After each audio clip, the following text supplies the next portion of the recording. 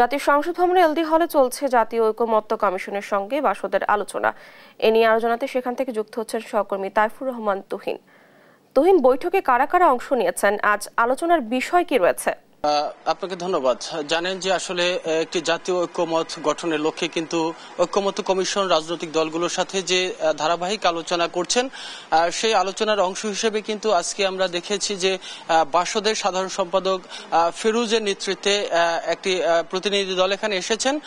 সকাল থেকে কিন্তু তারা 10টার কিছুক্ষণ পরে কিন্তু সংসদ ভবনের এলডি হলে এসেছেন এবং সেখানে তারা ঐক্যমত্য কমিশনের সাথে কিন্তু বৈঠকে বসেছেন। বৈঠকের প্রথমে কিন্তু তারা যেটি বলার চেষ্টা করেছেন, বাসদের পক্ষ থেকে তারা বলছেন যে আসলে ঐকমত্যের কমিশনের দেয়া যে সমস্ত ইয়াগুলো ছিল সেই বিষয়গুলোতে কিন্তু তারা অনেকটাই কিন্তু ঐক্যমত পোষণ করেছেন। তারা বলছেন যে দুই একটি বিষয় ছাড়া বাকিগুলোতে তারা সহমত পোষণ করেছে।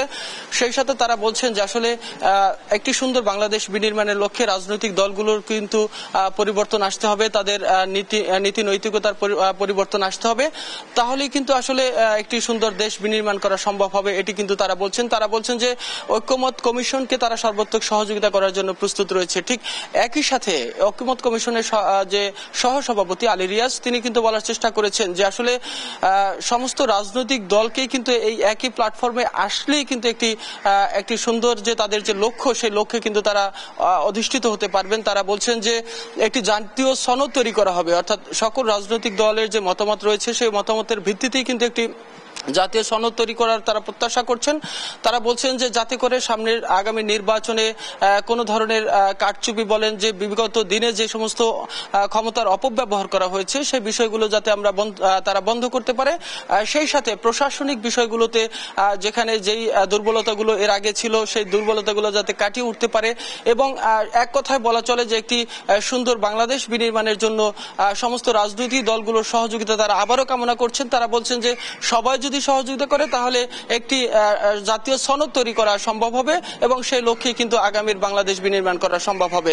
তো এখন পর্যন্ত কিন্তু আসলে তাদের যে বৈঠক সেটি কিন্তু চলছে।